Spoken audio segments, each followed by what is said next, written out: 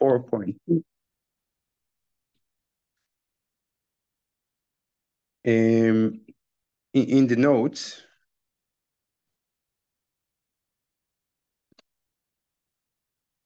And what we're going to talk about, well, you know about groups, and now suppose I have two groups, one with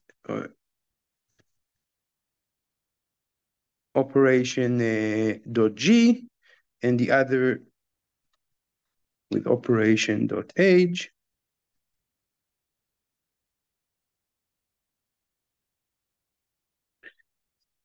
And I would like to be able to move between the two groups. So to move between sets is just to have a function.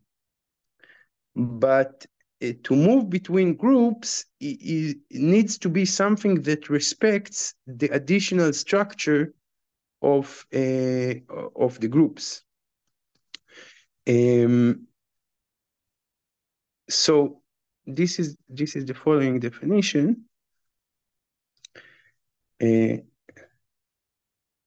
Let G and H be groups.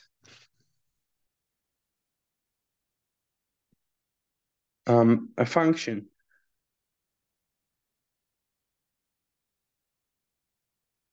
f from G to H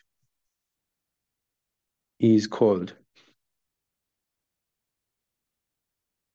homomorphism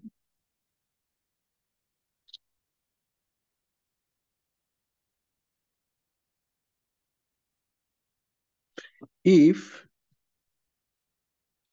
for any x and x prime in G, f of x times x prime is equal to f of x times f of x prime. Okay, and notice that I suppressed the notation with sub G and sub H, but here the multiplication is done in G, and here the multiplication is done in H. Okay? So, well, one immediate question you can ask, multiplication is not the entire structure of a group, right? I mean, we have this unit element, and we also have inverses. But in fact,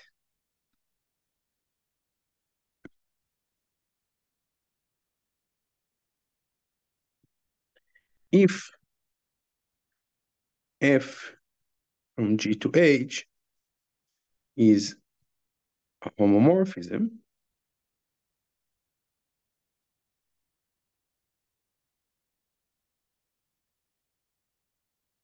then immediately, automatically,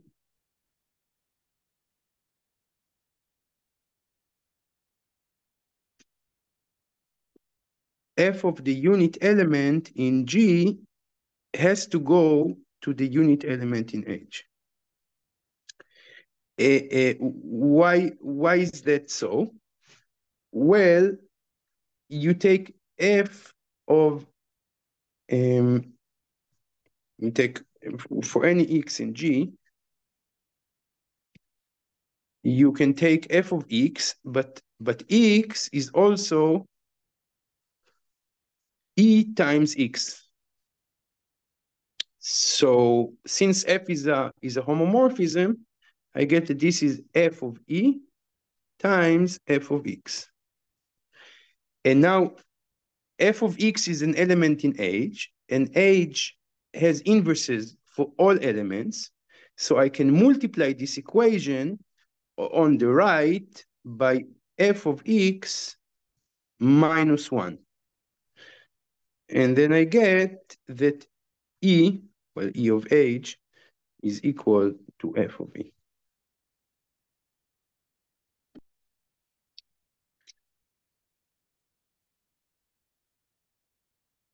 That's one thing. And the other thing, if I take any element in G, then f of x inverse must be equal to f of x and inverse. Here, again, the inverse on the left-hand side is done in G, and the inverse on the right-hand side is done in H. Why is that? Well,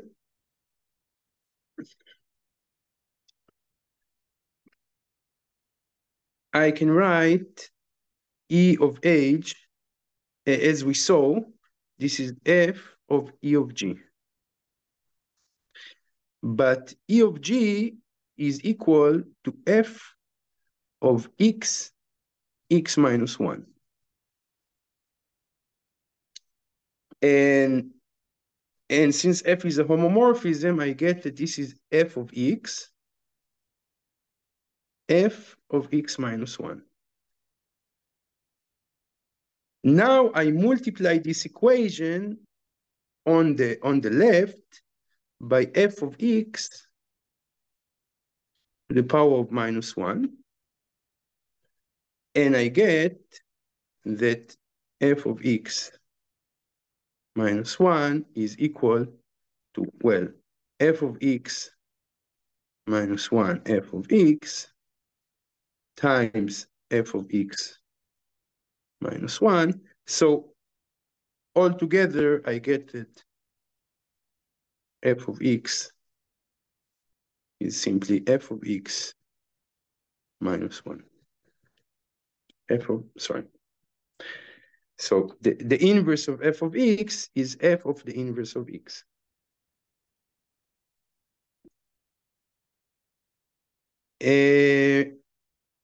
Any questions about this definition and remark?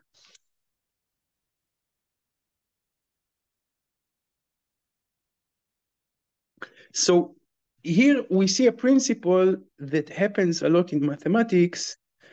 You are given a definition, and then there are some properties that follow automatically from the definition. And so this can be used in two different ways. I mean, if someone gives you a map and asks you to say whether it's a homomorphism or not, then the easiest thing for you to do is to check whether this definition, this one condition, let's call it one, is satisfied. On the other hand, if someone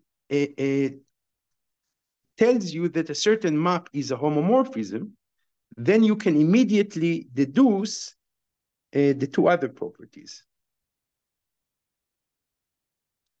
Let's call it 2 and 3. Okay, so this is typically what is happening, what will happen with a lot of the notions we define.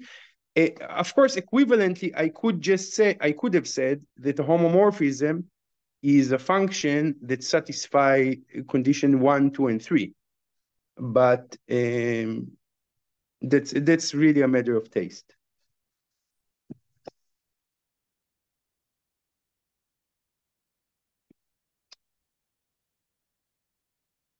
Example.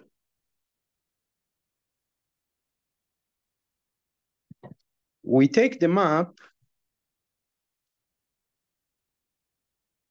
from the integers to the integers modulo n.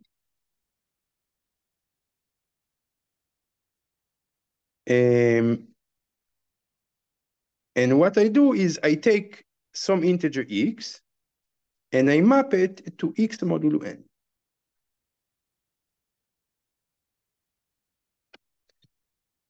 Well, that's a homomorphism.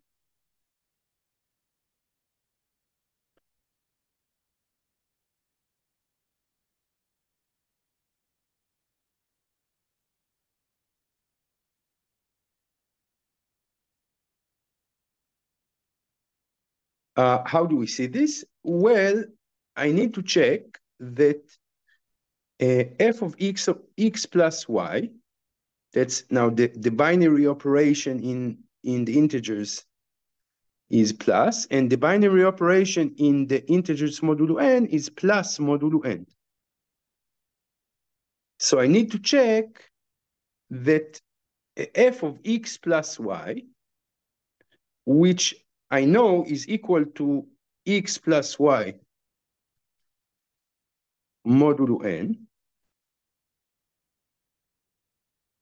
is equal to f of x plus f of y. But what is f of x plus f of y? You do f of x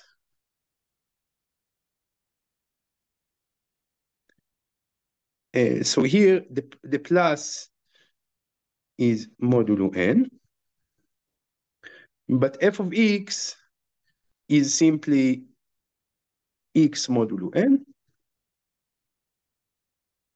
F of y, sorry, here should be y. F of y is y modulo n.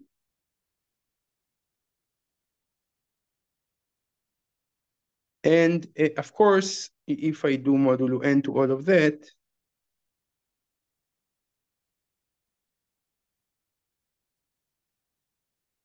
then this question mark is in fact a true equality. So here.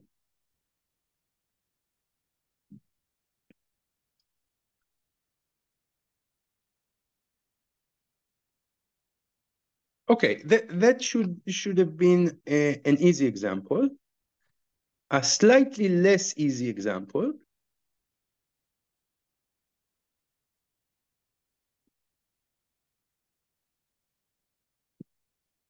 I take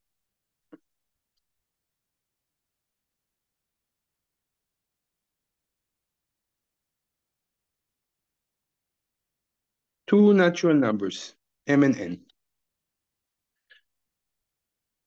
And I consider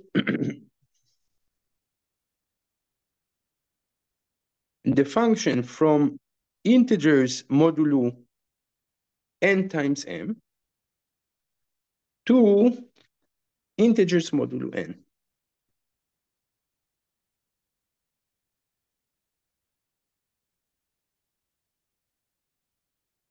And this function is actually like we had before, f of x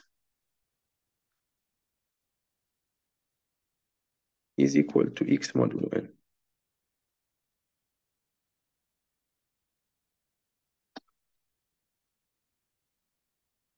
Okay, and now we have a slightly more involved condition to check, because the plus in z modulo n times m is already a modulus. To see that f is a homomorphism,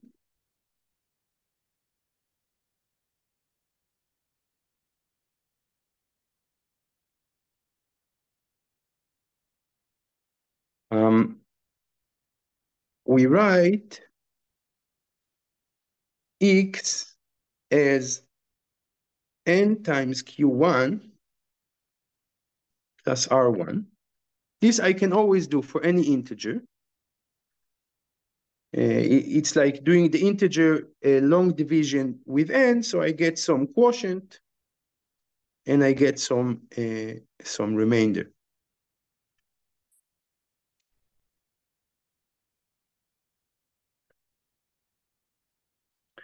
And similarly, I can write y as equal to nq2 plus r2. And I also do it for x plus y. X plus y is some multiple of n plus some remainder.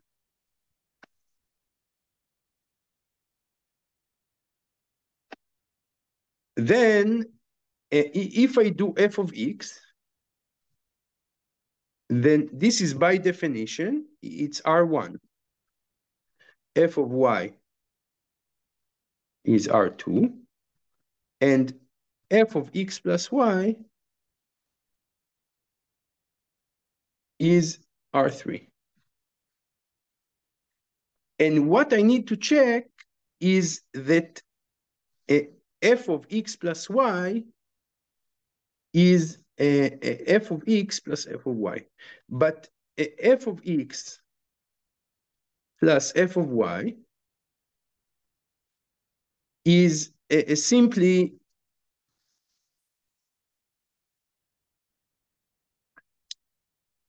R1 plus R2. And f of x plus y is simply R3. And from these equations, what I have is that I can deduce from star that R1 plus NQ1 plus R2 plus NQ2 is equal to R3 plus NQ3. And this means that R1 plus R2 are equal to R3 modulo N. And so I get the equality I wanted. And f of x plus f of y equal f of x plus y.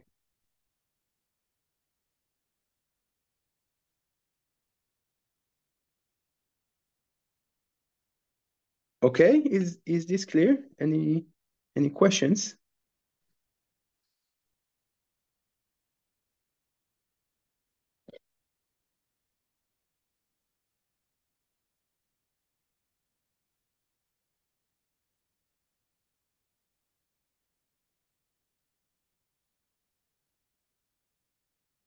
So yes, I see a question in the chat. Modulo operation is an easy way to construct group homomorphisms. This is, as a thumb rule, it is true, but you need to be careful. Let me show you another example.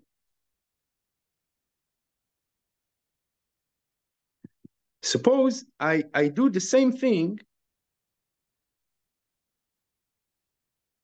but from integers modulo nm plus 1 to integers modulo m.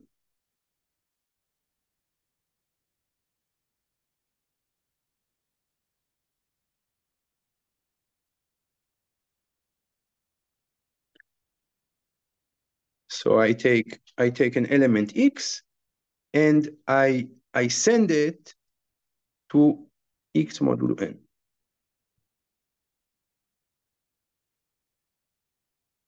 Now I will not be able to use the argument I did before, because, well, I mean, because I have this this plus 1. So I guess exercise.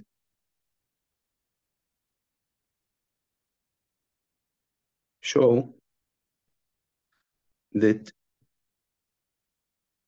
this is not a homomorphism.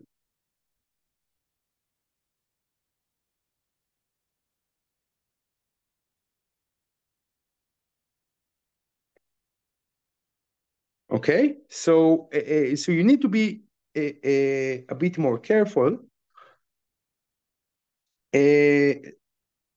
Here's another example. So let me just say in terminology. We always have, for any groups G and H, we have the trivial homomorphism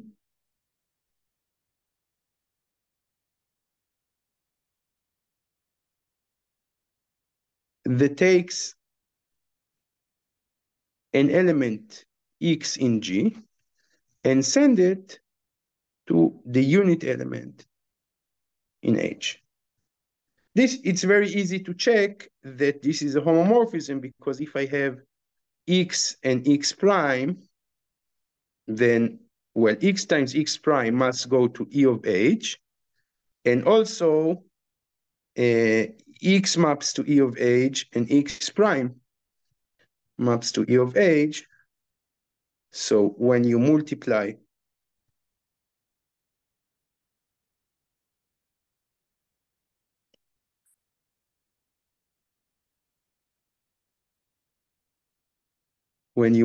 the results, you get again E of H. So this is a homomorphism. And I claim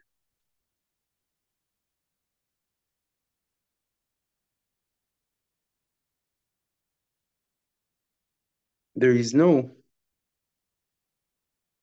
non-trivial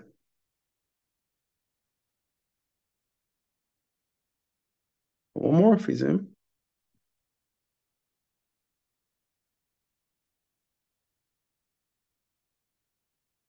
from the integers modulo n to the integers.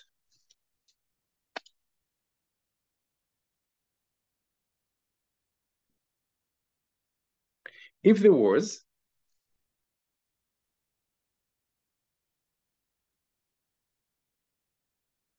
let's call it f from integers modulo n to integers,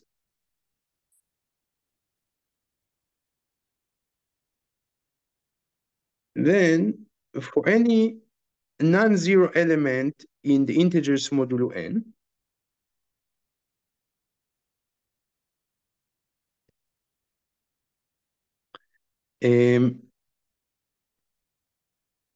x plus itself n times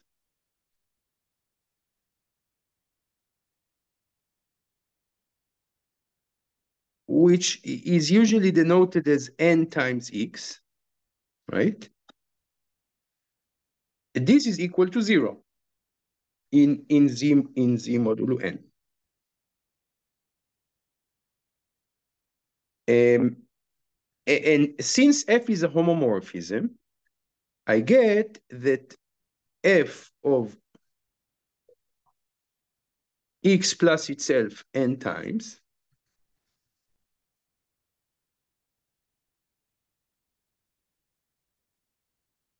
is equal to f of x plus itself n times.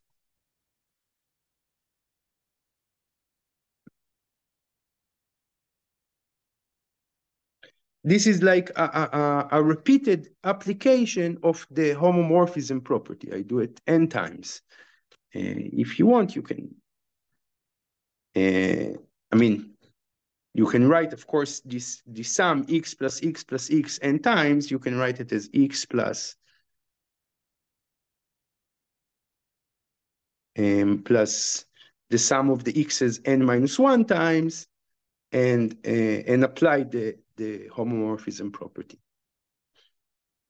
But this is f of 0.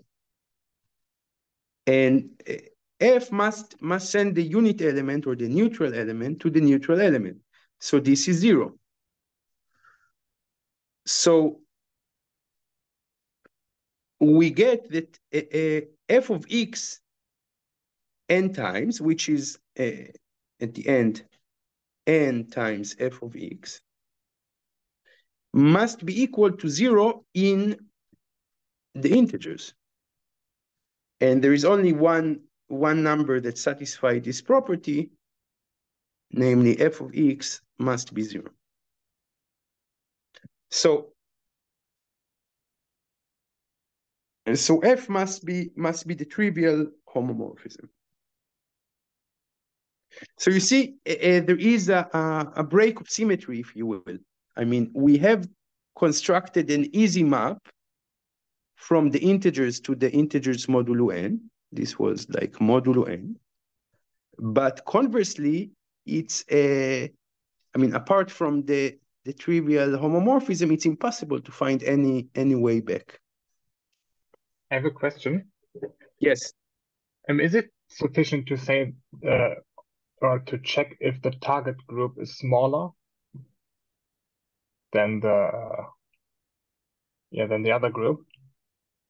It is sufficient for what? That there can't be any homomorphism. No, that's not sufficient. Generally speaking, you can have a homomorphism which is surjective and a homomorphism which is injective, and I mean, both exist. So you know what? Let me give you an example.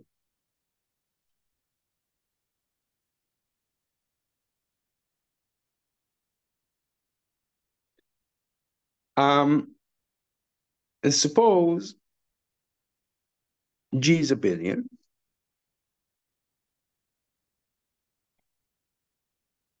and H is a subgroup.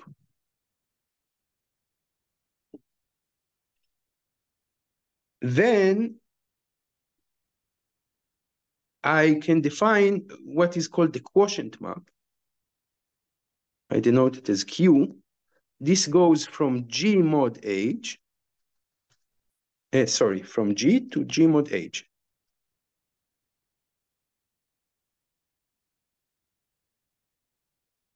And G mod H, I remind you, is the set of all cosets xh such that x is in G. And Q is simply given by Q of x is xh. This is a well-defined function. And in fact, this is a group homomorphism. Q is a homomorphism.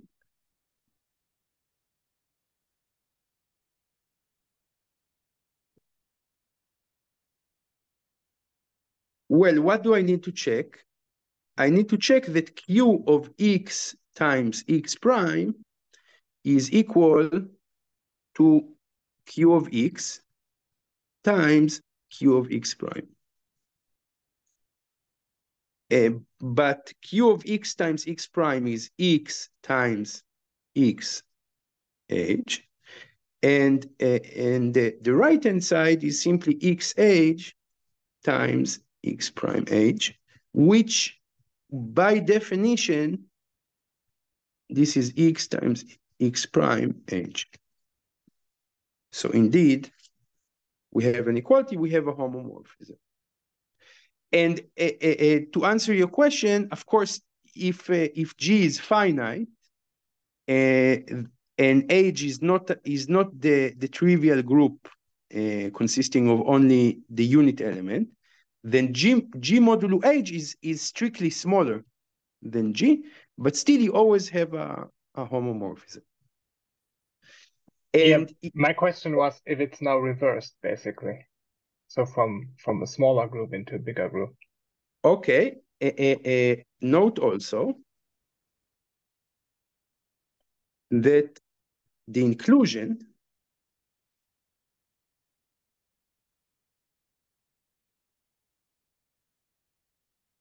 H, I denote it like this. This you can view as a function. H is a subset of G. So you can define the function, let's call it maybe Y. y in H goes to Y, because Y is a subset of G. And this is also a group homomorphism.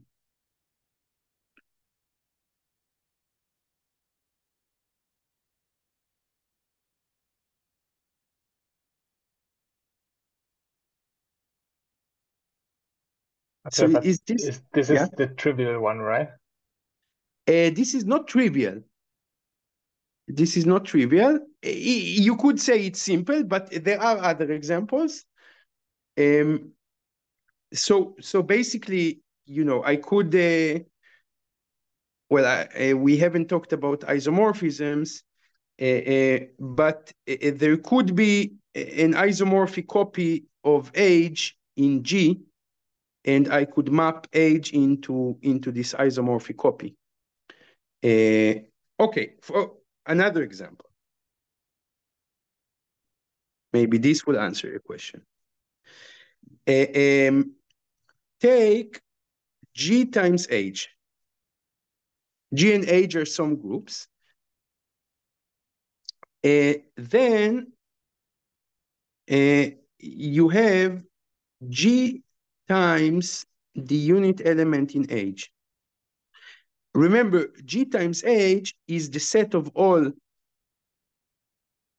X, Y, such that X is in G, Y is in H. And G times H, this is the Cartesian product of a set with one element.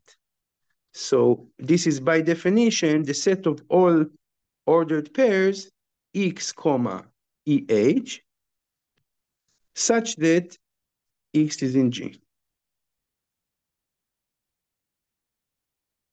Okay, then of course G times E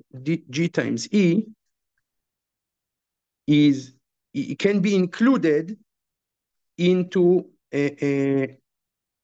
G times H, right? So this is maybe the same as the example here.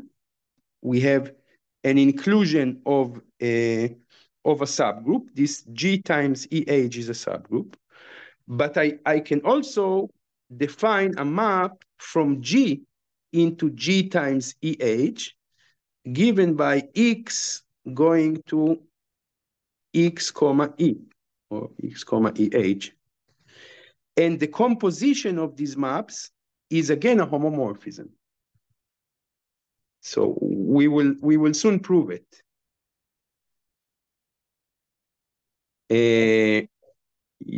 Yeah, you know what? Maybe let's prove it. So observation: if F from G to H and G from H to K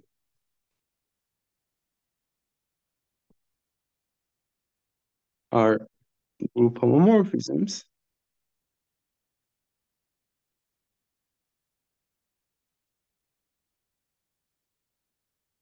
then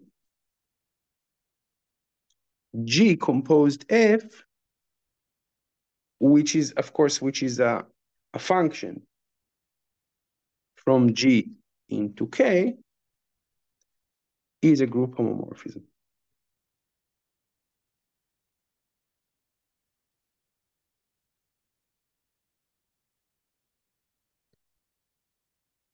Why is that? It's very easy.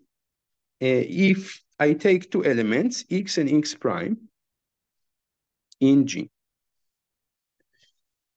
and I apply the function G composed F on this, the product of X and X prime. This is by definition taking G of F applied on the product X times X prime. But F is a homomorphism. So it is like saying taking G of F of X, F of X prime. And G is also a homomorphism. So this is like taking G of f of x times G of f of x prime.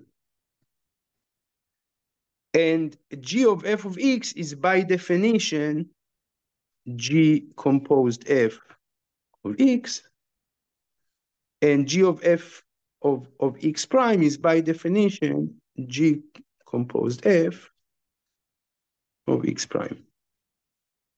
Okay, so we get the left-hand side equal to the right-hand side. That's exactly the homomorphism property. So now, just going back to this example, you can define a homomorphism in blue by taking x to x comma the unit element, EH, and this is a homomorphism. It's very easy to see because, well, the multiplication in G times EH is the one induced from G times H, which means you multiply coordinate-wise. But in the second coordinate, you don't do anything. So it is like multiplying in G. So this blue map is clearly compatible with the binary operation on the left and on the right. So it's a homomorphism. And on the other hand, the purple map, which is just the inclusion of a subgroup, is also a group homomorphism. So the composition is a group homomorphism. So you get a group homomorphism from G into G times H. So here is something small and here is something big. Is this answering your question?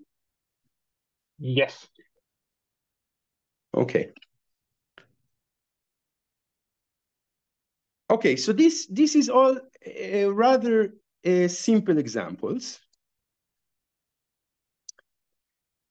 And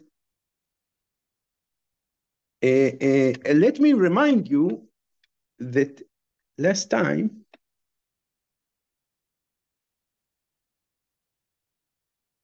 we talked about the quotient group, and we took the integers modulo,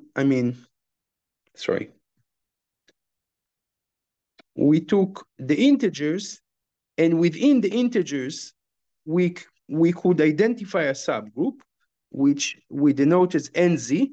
This is all the multiples of N. So it's like NA, A in Z.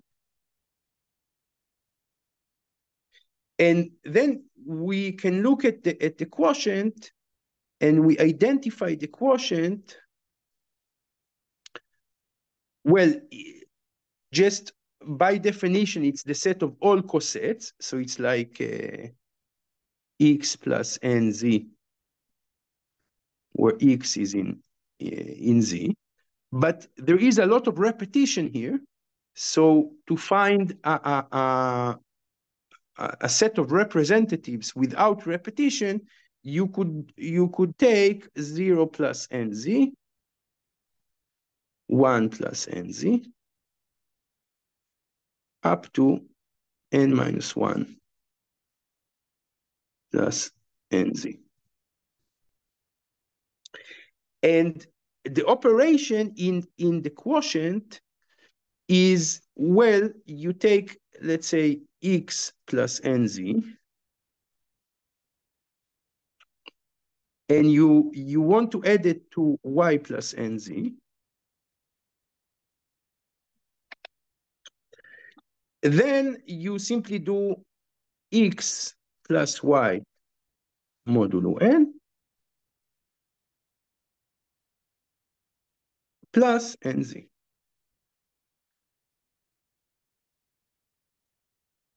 And so what we see here, this is like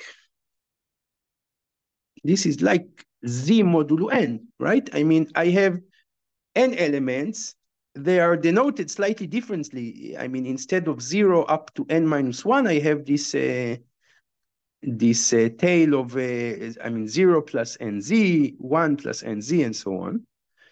But the operation is essentially the same. I mean, that's what you have here in blue is really the operation in z in the integers modulo n.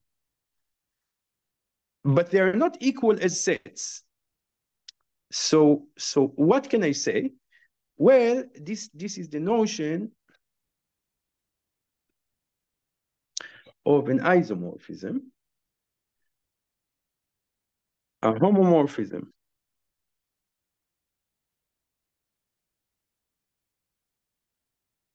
of groups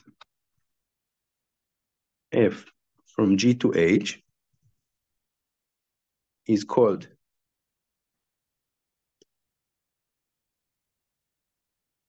an isomorphism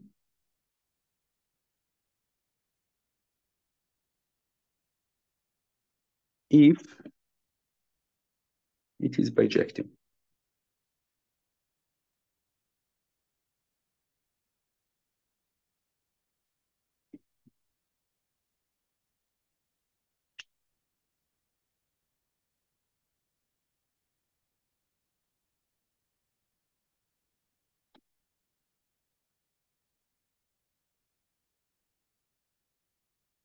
Okay, so to get the intuition,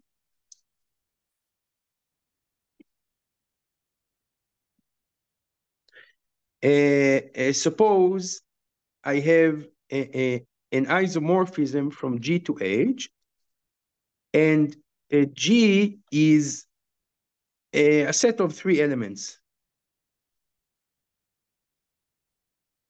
Say x1, x2, x3. You can think of x1 as the unit element, but it doesn't really matter.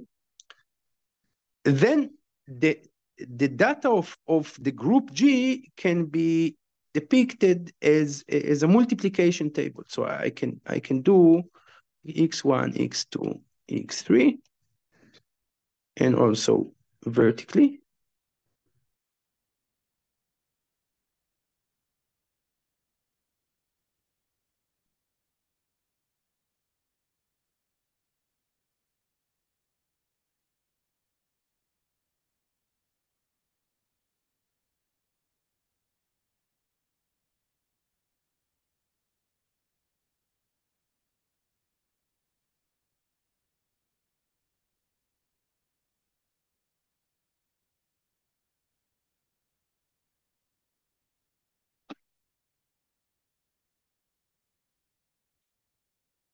And what am I missing? If x3, x2, x3, x3. Now, since F is an isomorphism, so suppose F is an isomorphism. This is denoted, by the way, by saying by putting equality with a tilde over the arrow, or you could write G is isomorphic to H like this. And so if we assume that F is an isomorphism, then F is bijective, so I can enumerate H as F of x1, F of x2, F of x3. And I can write the multiplication table for this F. So F of x1, F of x2, F of x3.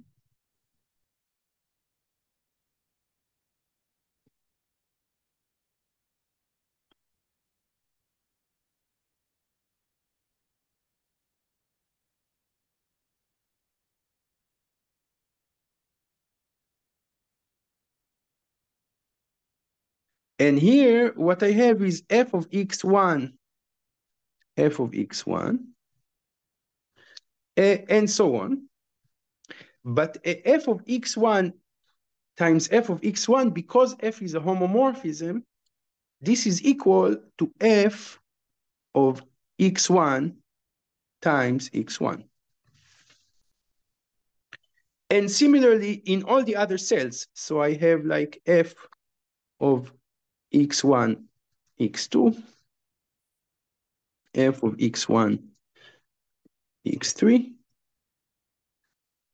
f of x2, x1, f of x2, x2,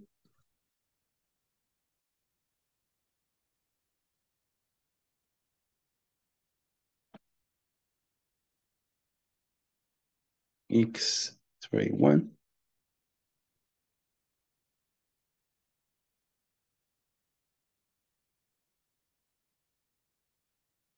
So under this under this map F, the two multiplication tables are identified. I mean, up to a change of symbols. In one table, I call it x1, x2, and x3, and in the other table, I call it x1. I mean, f of x1, f of x2, and f of x3. The multiplication tables are identical. I just apply f on the symbols. So you can think intuitively on an isomorphism. It really tells you that the two groups are the same up to a change of symbols.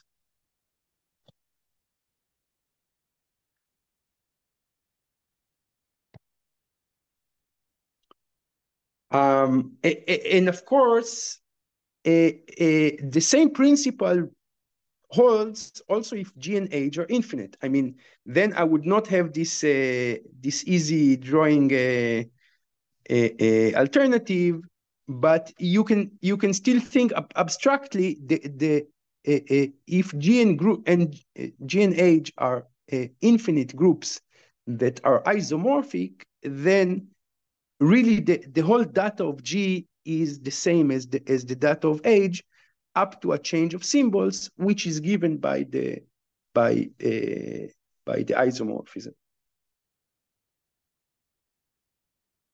Any questions about this this notion of isomorphism?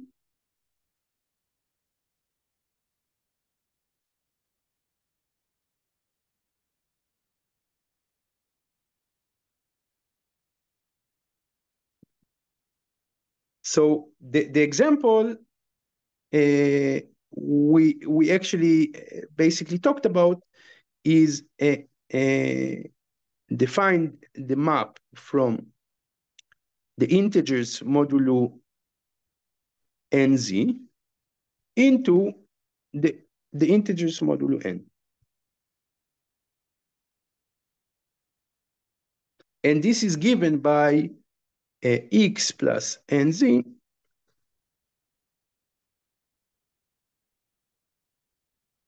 maps to x. Then this is a homomorphism.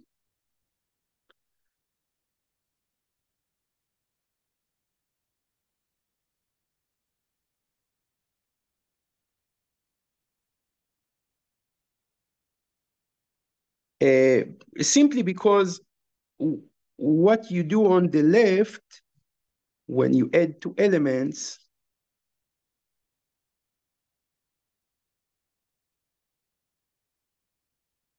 is simply, as we said, it's simply x plus y modulo n plus nz.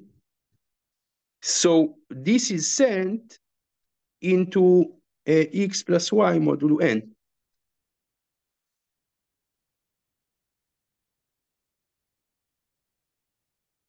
And of course, this is equal to x modulo n plus y modulo n. So this is a homomorphism, but it's very clear that this function is bijective, because what I have here is 0 plus nz up to n minus 1 plus nz.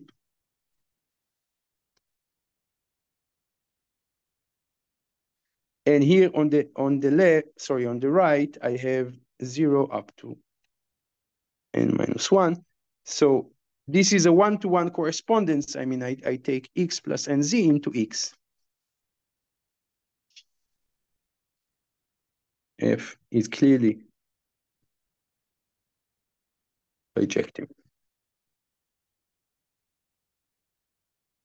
So this means that the integers modulo nz is isomorphic to the integers modulo n.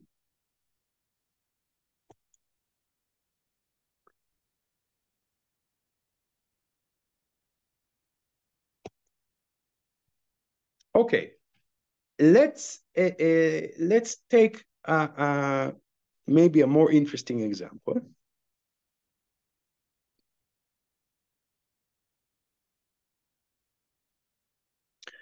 So recall, I have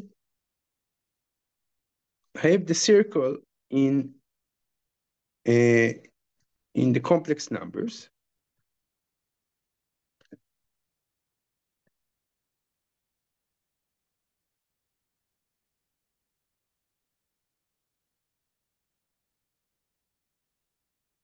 And on this circle, I can look for what we call mu n of c. This is the collection of all n roots of unity. If n is equal to 3, for example,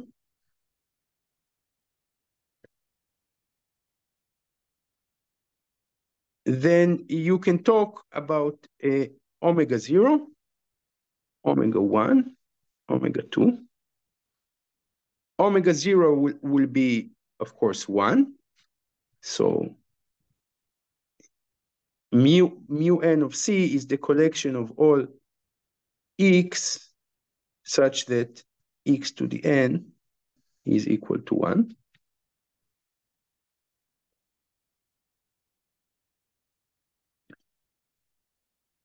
All x in the complex numbers.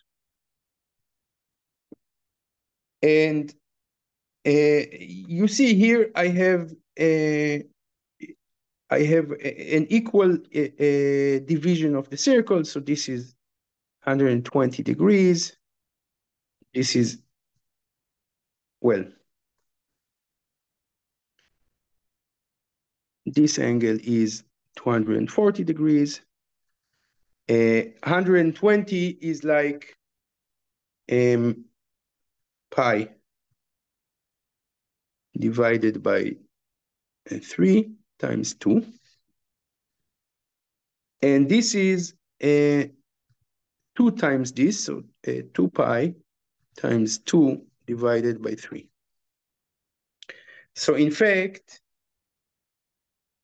omega I is going to be equal to cosinus 2 pi. Maybe let's do it k. Omega k is equal to cosinus 2 pi k over n plus I sinus 2 pi k over n. Okay, this is generally true, I mean, for any n.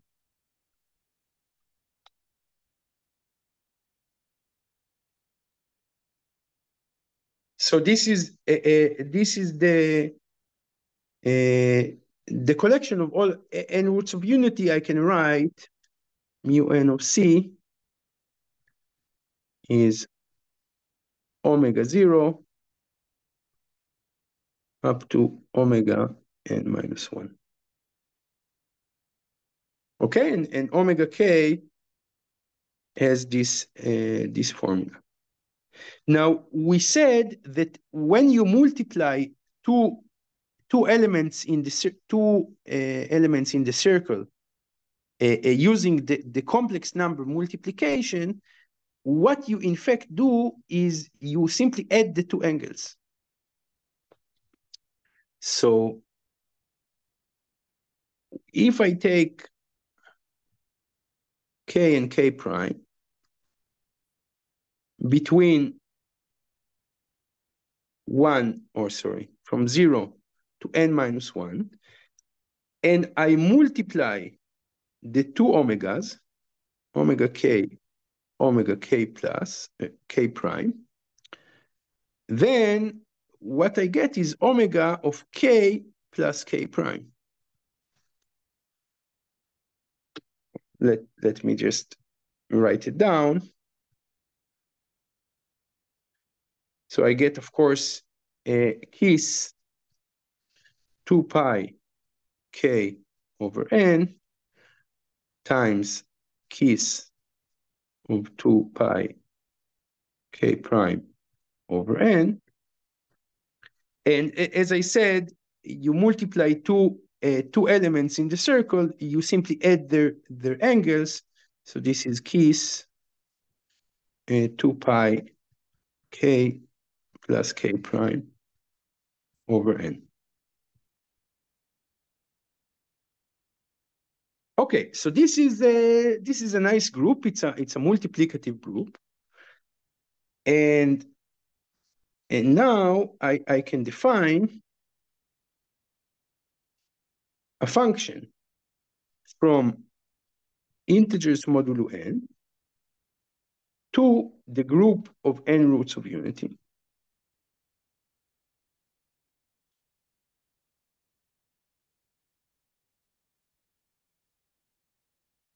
given by k maps to omega k.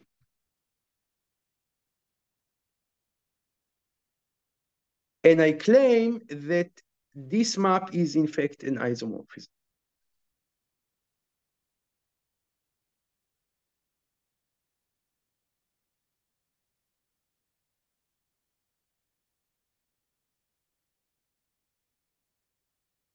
Isomorphism, of course, of groups. I think now would be a good time to pause if you have any questions, and if not, we can take a short break.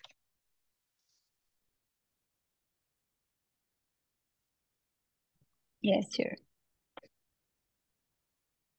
Okay, so see you here in 10 minutes. All right, so I see another set of questions in the chat.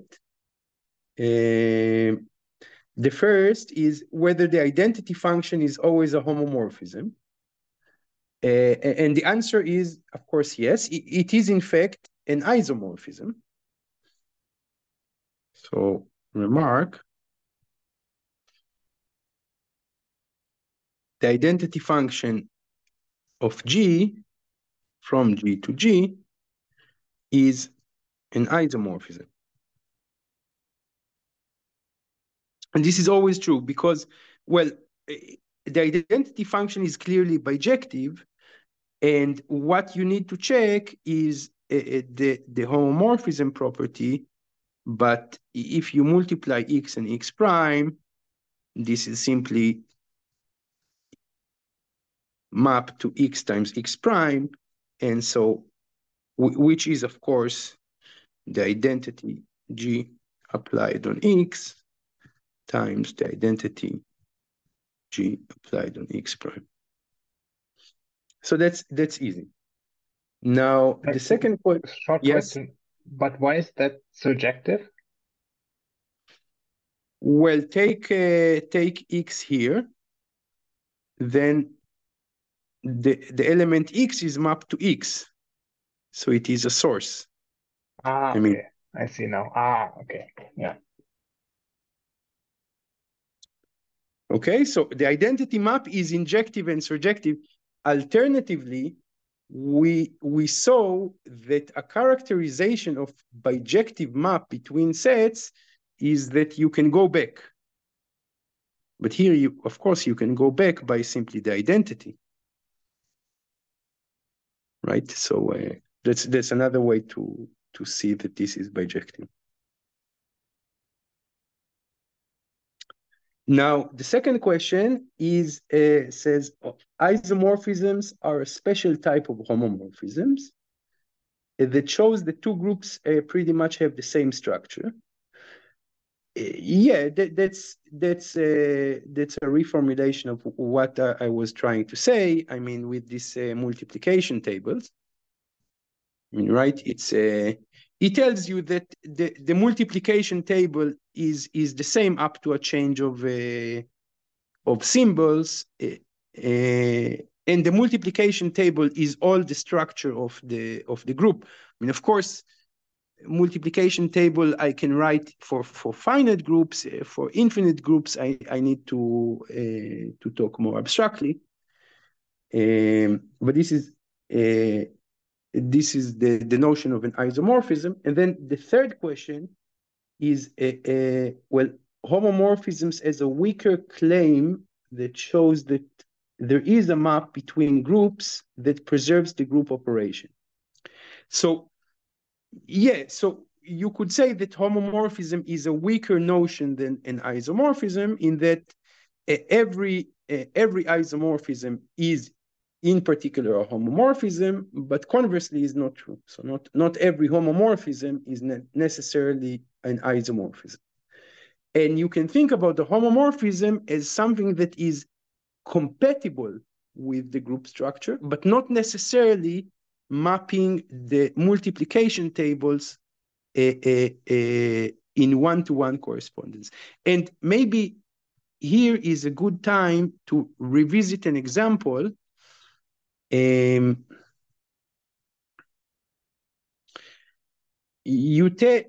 took integers modulo n times m into integers modulo n. And this goes as x goes to x modulo n. Now, to check that this is a homomorphism, I need to check that x plus y under f is f of x plus f of y. But here, the plus is, in fact, plus modulo nm. And here, the plus is modulo n. So what I really need to check, well, I take x plus y. To do x plus y modulo nm, I write x plus y as nm times q3 plus some remainder. And I write x as n times q1 plus some remainder. And also y is n times q2 plus r2. And then when I apply f of x plus y, this is simply taking, well, I first do x plus y modulo nm. So this is f of x plus mod n m. Y is simply taking this R3. So f of R3. But luckily, because n divides n times m, R3 is also f of, well, it's also, I mean,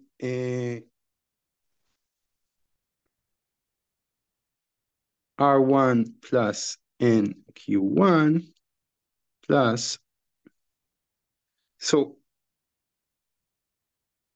of course, f of R3,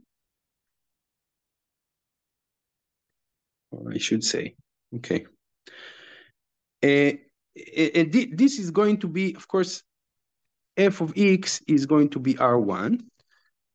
F of y is going to be R2.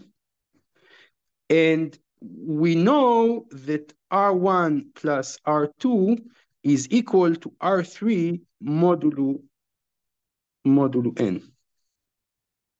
So when I do f of R3, this is like taking R3 modulo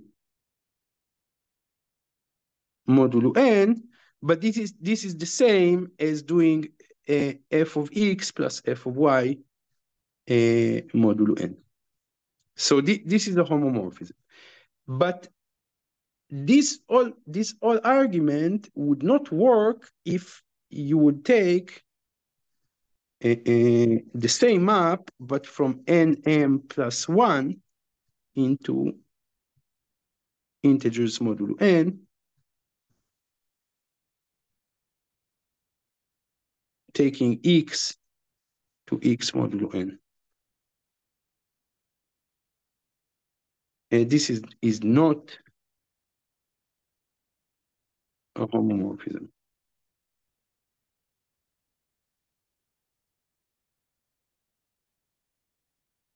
Because it is not compatible with, I mean, if you do the binary operation on the domain, this is taking modulo n plus m plus 1. And then the whole argument that relies on the fact that when I did x plus y, I got something that is a multiple of n plus some remainder. Now it will be a multiple of n times n plus 1, and this would not be compatible with the modulo n operation. And you can take small values of n and m to really play with a concrete example. Is this answering your question, UB?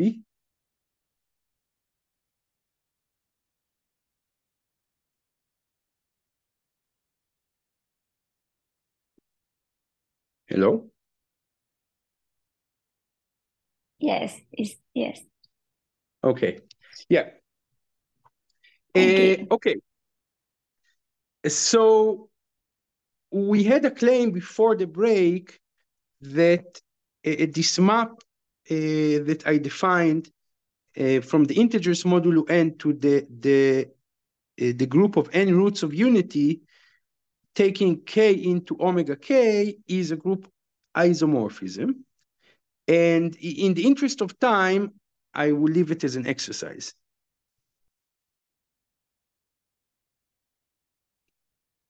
It's not hard. You need to show basically that, well, this map is clearly bijective because, well, you can really see that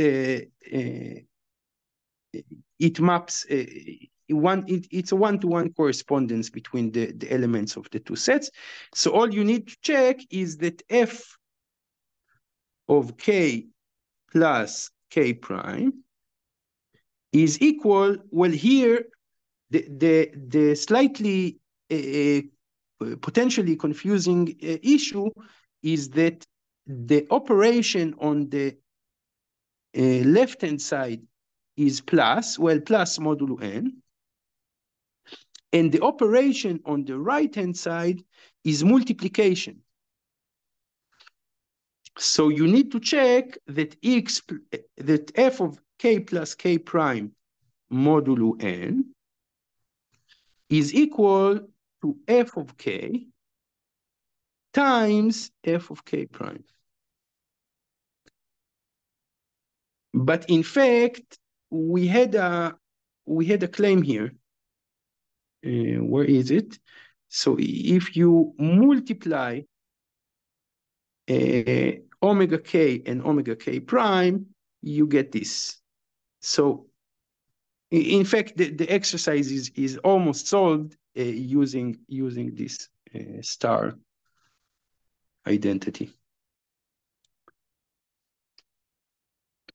Okay. We talked about isomorphisms. There is an easy but important observation. Maybe let's make it a proposition. if f from G to H is an iso, then so is f minus 1 from H to G.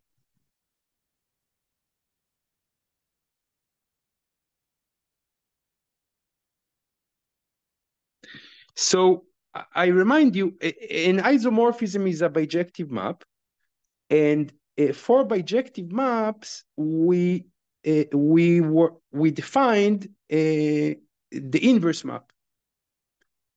Of course, the inverse map does not exist generally, but if you have a bijective map, it always exists, and this is in fact an equivalent condition to the fact that F is bijective. So recall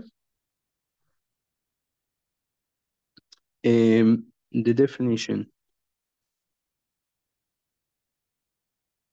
of F minus 1. Well, if Y is in H,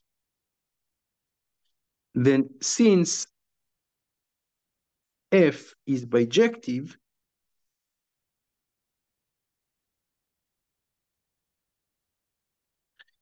there exists a unique X in G such that F of X is equal to Y. And then we define F minus 1 of Y to be this X.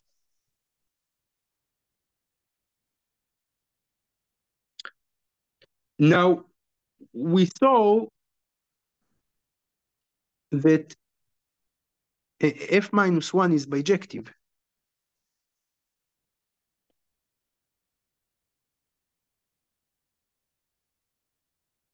So what is left to check is that it is a group homomorphism.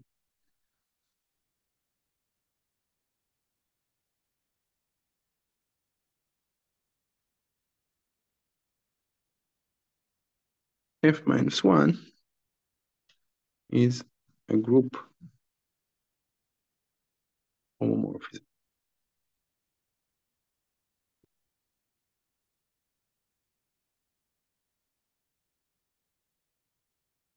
And so let Y and Y prime be two elements in H. Then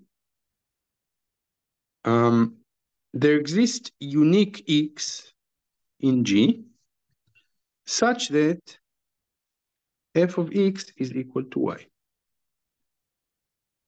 which of course, by the definition of F minus 1, it means that X is equal to F minus 1 of Y. And there exists a unique X prime in G such that F of X prime is equal to Y prime. And of course, then X prime is going to be equal to F of Y prime. Sorry, F minus 1 Y prime.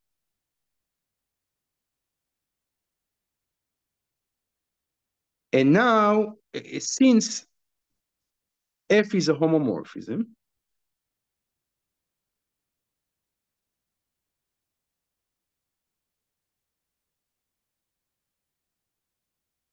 I can take F of X times X prime, and this is going to be equal to F of X times F of X prime. But F of X is Y, and F of X prime is Y prime, so I get Y times Y prime. And this really means, by the definition of F minus 1, that F minus 1 of Y prime is going to be equal to X times X prime. But here I use the blue brackets. This is equal to f minus 1 of y times f minus 1 of y prime. And these two purple left-hand side and right-hand side are exactly the condition I need to check to see that f is f minus 1 is a homomorphism. Okay, so this finishes the proof. So this justification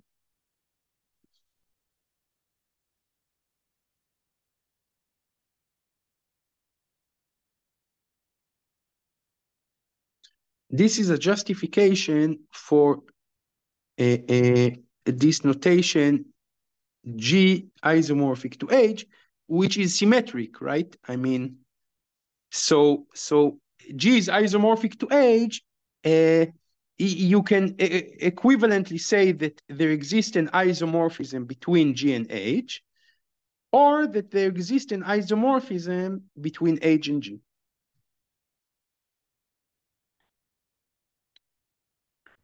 Any questions?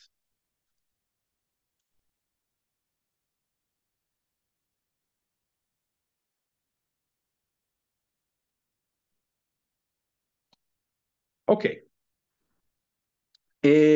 Maybe an exercise.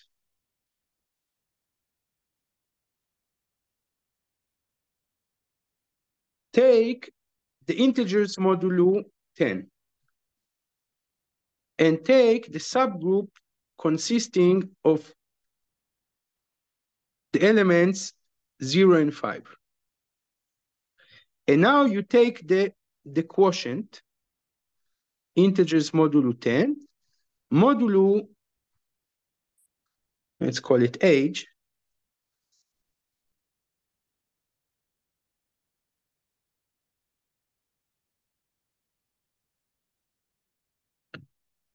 and I want you to show that this is isomorphic to the integers modulo 5. It should be intuitively easy. The main point of the exercise is to practice the formal definition.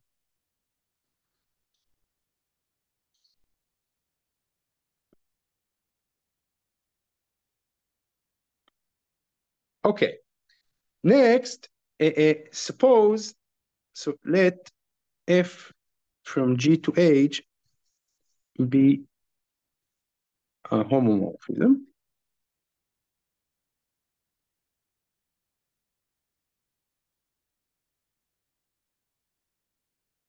The kernel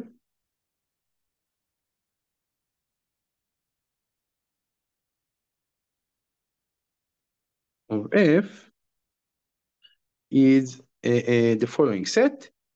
It's denoted as ker of f. It's all the elements x in G such that f of x is equal to EH.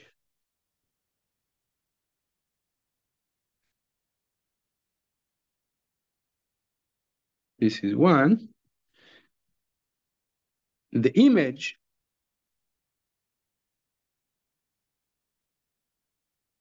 of f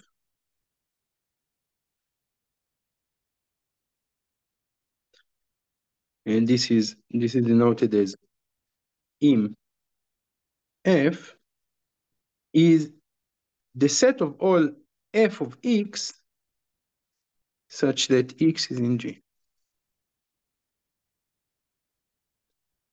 So of course, the kernel of f is a subset of G, and the image of f is a subset of H.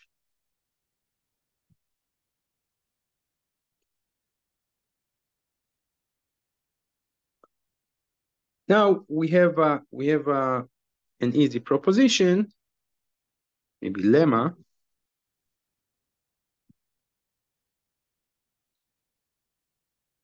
the kernel of F is a subgroup of G, and the image of F is a subgroup of H.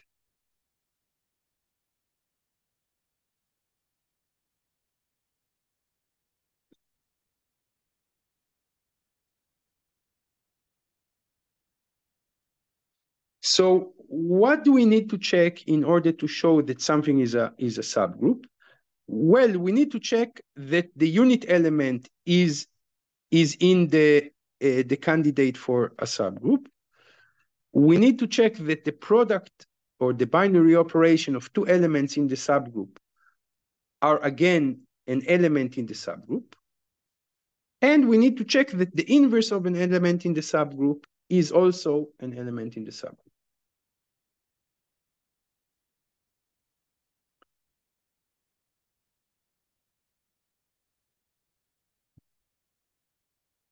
Okay, so of course, E, I mean the neutral element is an element in the kernel because f of E is E.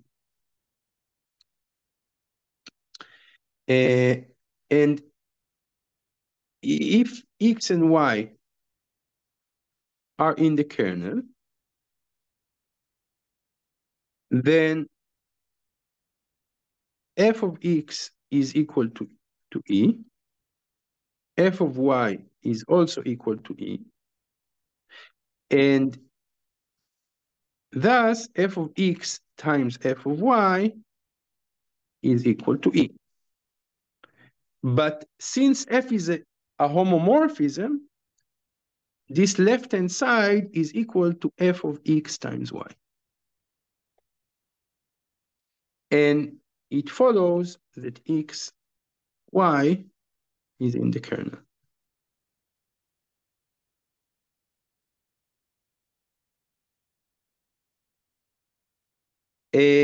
Last thing, if X is in G, then f of X minus 1, we talked about it, f of the inverse of X is simply f of X inverse.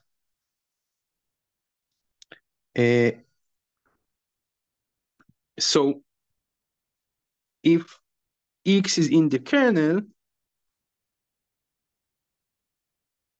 then f of X minus 1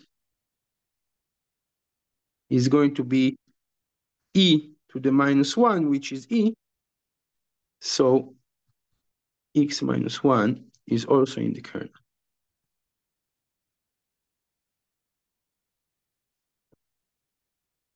So this proves that the kernel is a subgroup of the domain G.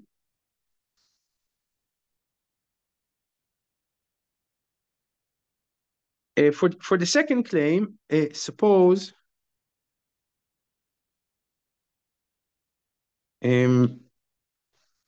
alpha and beta are elements in the image of F.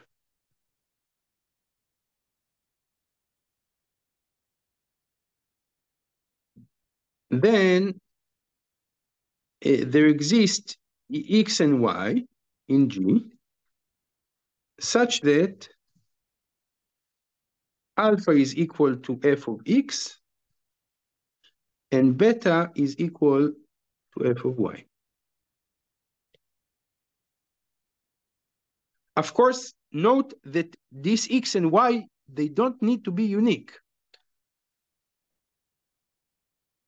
But nevertheless, when I do alpha times beta, then it's the same as doing fx times fy.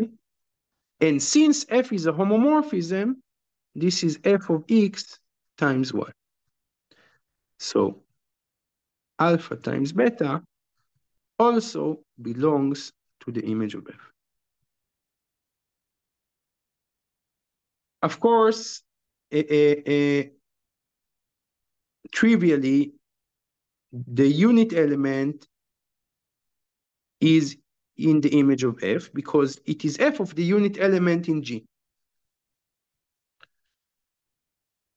And if alpha, which is some F of X, is in the image, then alpha minus 1 is F of X to the minus 1. And we showed that this is F of X minus 1. So alpha minus 1 belongs to the image.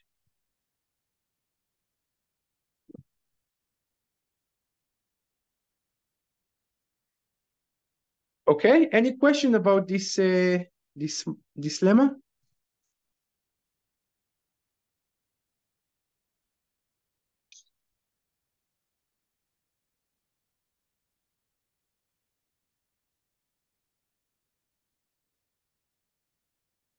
Okay, so the next thing to do is what is called the first isomorphism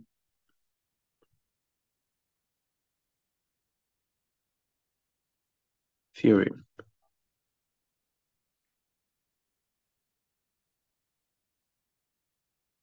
And this goes as follows. Let F from G to H be a group of a homomorphism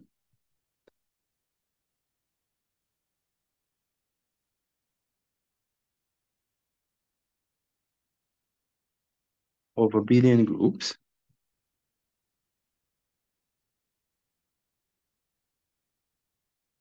And denote K to be the kernel of F.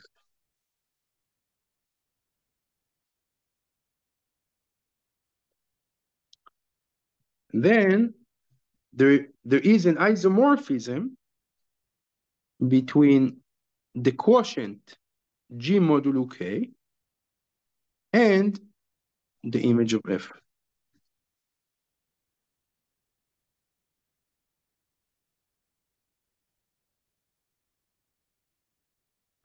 Okay, is the statement clear? I mean, we are now, when I say, of course, the image of F, I said that it is a subgroup. It's a subgroup of H. But as you might have noticed, if something is a subgroup, then it is a group in its own right. I mean, you can multiply two elements. You can take the inverse, and you have the neutral element. So so it is a group in its own right. I can regard it as such and say, well, and I can claim that it is isomorphic to another group.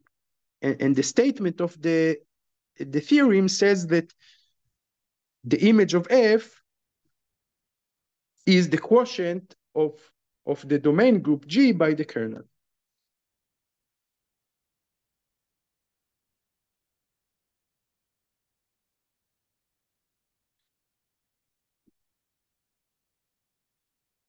Okay, so we define a map. We call it F prime from G modulo K to the image of F. And this map, well, what is G modulo K? G modulo K is all the X K such that X is in G.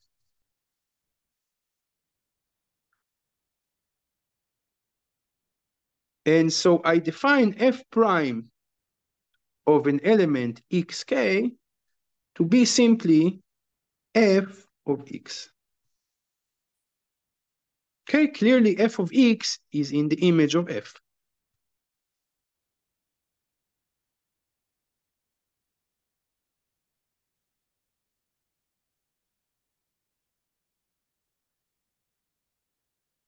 Okay, so this is the definition.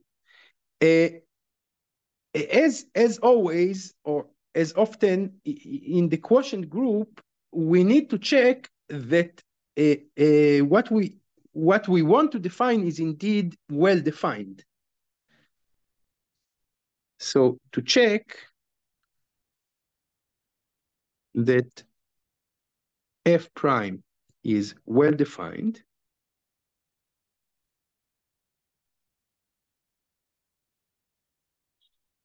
suppose you have two representatives of the same element, namely that xk is equal to yk.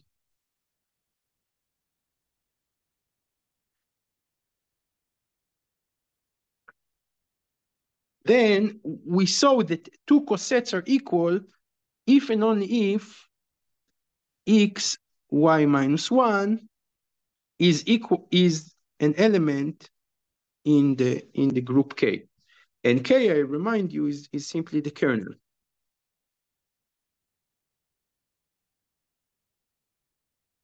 Well, okay. So f of x y minus 1 must be equal to E. This is equivalent, since f is a homomorphism, to say that f of x is equal, well, let me write it a bit more detail. This says that f of x times f of y minus 1 is equal to E, which is equivalent to say that f of x is equal to f of y.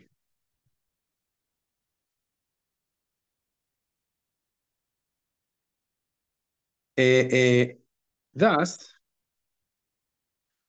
f of x is equal to f of y is the same as saying that f prime of xk is equal to f prime of yk. And this means that f prime is well defined.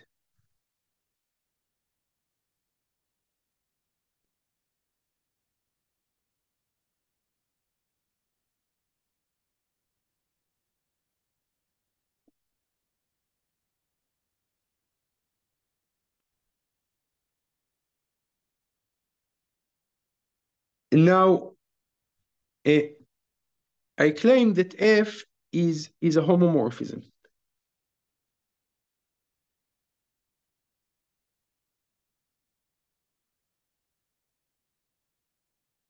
Well, it's very easy to see, because you see we have from G modulo K to the image of f,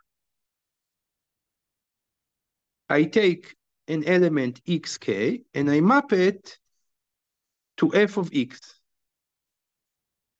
But if I now take two elements, xk and x prime k, the first is mapped to f of x, the second is mapped to f of x prime, and their product is mapped to f of x times x prime. But f is a homomorphism, so their product is mapped to the product of f of x times f of x prime. So essentially, f prime is a homomorphism because f is such. And now the statement of the theorem is that f prime is, or that there is an isomorphism, and f prime is actually the candidate to be the isomorphism. So we need to show that f prime is bijective.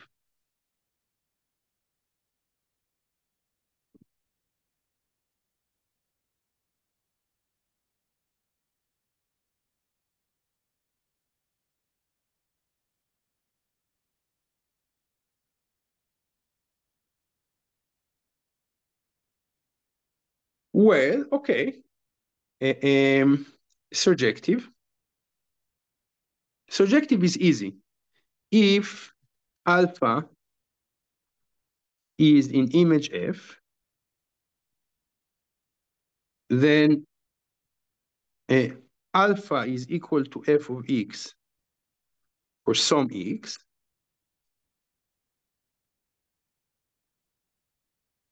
And then if I take the coset xk and I apply f prime on it, then I get f of x, which is alpha. So f is surjective. Sorry, f prime. To show that f prime is injective, well, if f prime of xk is equal to f prime of yk, then what this really says is that f of x is equal to f of y.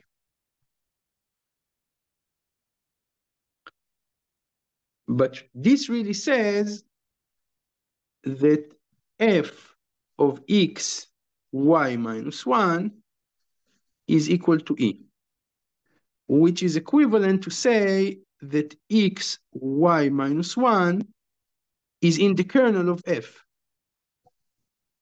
But the kernel of f is what we denoted as k, and the condition that x y minus 1 belongs to k is equivalent to the condition that the cosets xk and yk are equal. So if I had two elements, xk and yk, that are mapped by f prime to the same element in image of f, then they, in fact, they must be equal. So f prime is injective. And this finishes the proof.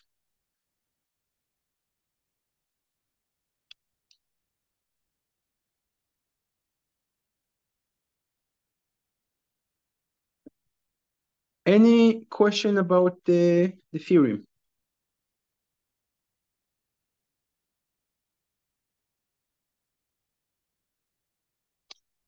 Do you have some examples with a non-trivial kernel?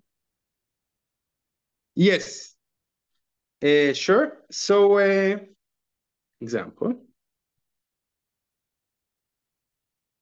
Let's do two examples. One, I take f from the integers to the integers modulo n.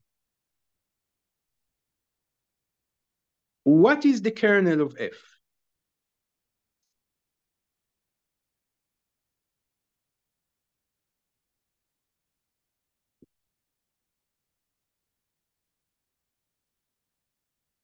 The kernel of f is all the x in z such that x modulo, this, of course, this map is x goes to x modulo n.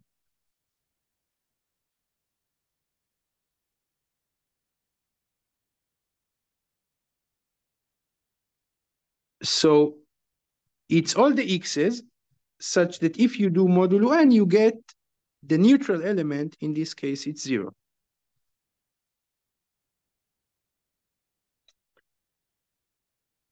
So in other words, this is what we called nz, right? This is all the multiples of n.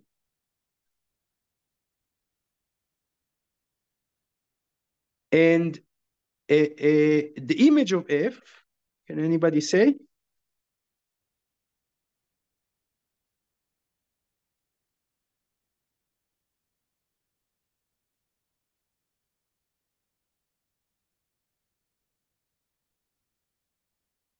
It should be easy. But I want to see that we are on the same page. What is the image of f? I mean, I remind you the definition, this is all the fx such that X is in Z.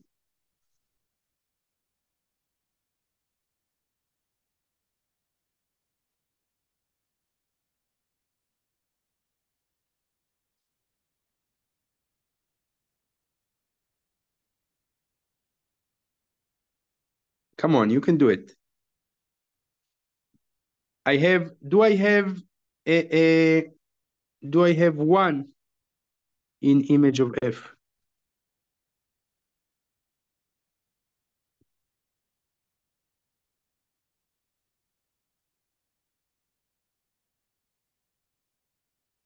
Would it be the whole Z in? Exactly. Exactly.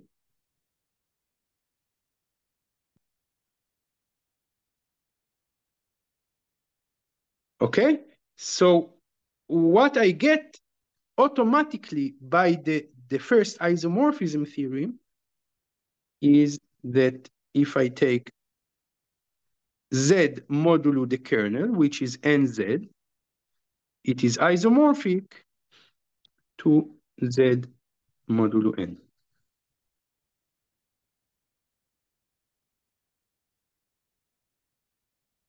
Another example, let F from Z modulo 10 to Z modulo 2 be F of X is X modulo 2.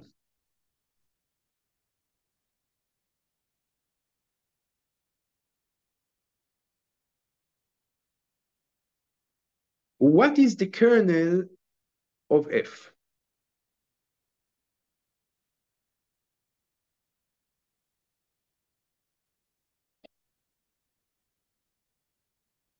I remind you, the kernel of F is all the x's in Z modulo 10 such that X modulo 2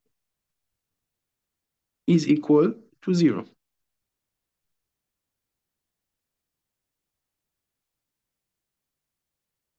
So what is it?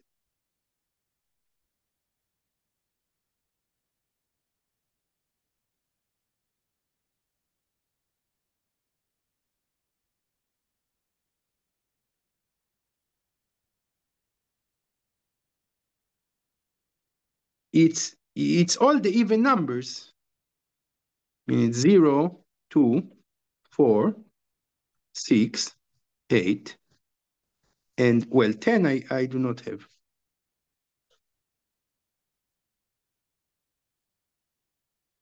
The image of F, what is the image of F?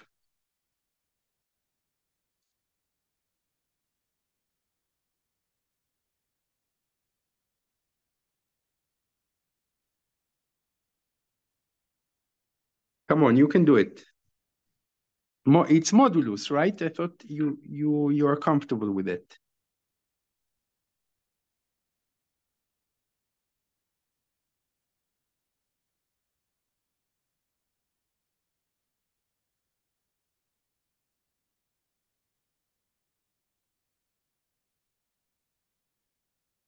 Isn't it Z2 again? It is Z2 again. Okay, so what I get is that if I do Z modulo 10, modulo this kernel, let's call it K, modulo K, I get something isomorphic to Z modulo 2. Now, in fact, K, of course, K is a subgroup of Z modulo 10. I claim that K is isomorphic to Z modulo 5. Well, if you think of it, what is the multiplication table? The multiplication table is the same up to a change of symbols. I mean, I can define a map from, for example, let's call it maybe G from Z modulo 5 to K by setting g of x to be equal to x. And if you look at it, it's this map is compatible with the group operation. This is it's a one-to-one map. It's a bijective map, and it is a group homomorphism. Because what is the operation in K? I mean, the operation in K is plus modulo 10. But the numbers in K are simply multiples of 2. I mean, they are double than the numbers in Z modulo 5. And instead of doing modulo 5, you do the double. You do modulo 10. So it is in fact the same operation. I mean, up to a change of symbols, you can check that G is an isomorphism. Okay, so what we have here, it's like we have Z modulo 10 modulo, not exactly Z modulo 5, but rather an isomorphic subgroup of Z modulo 10. Well, a subgroup of Z modulo 10 that is isomorphic to Z modulo 5, and then I get something that is isomorphic to Z modulo 2.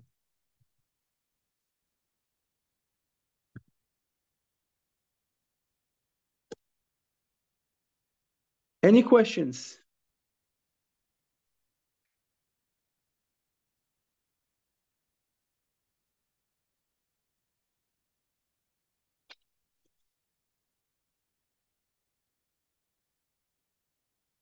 Maybe another example. So this was 2.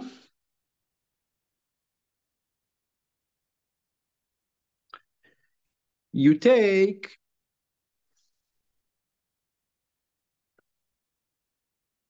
the quotient map from G to G times H.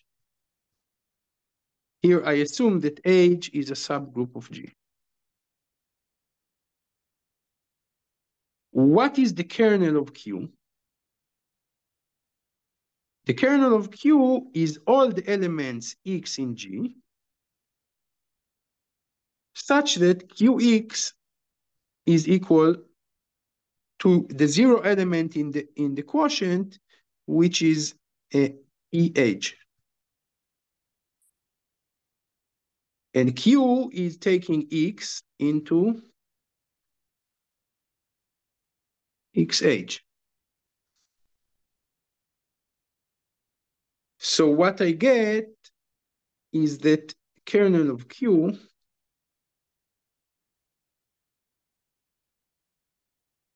is simply H.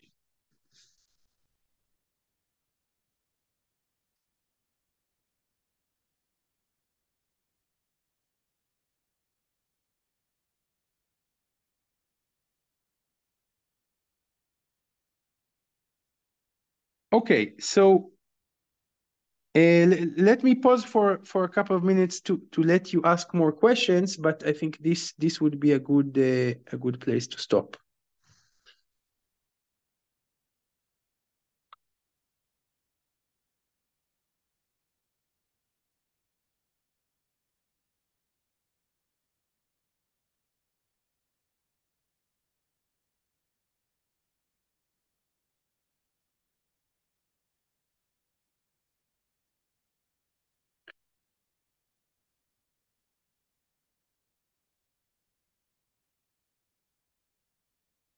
All right, then let's stop here and see you on the next week, I hope.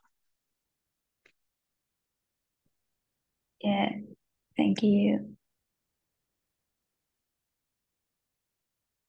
Thanks.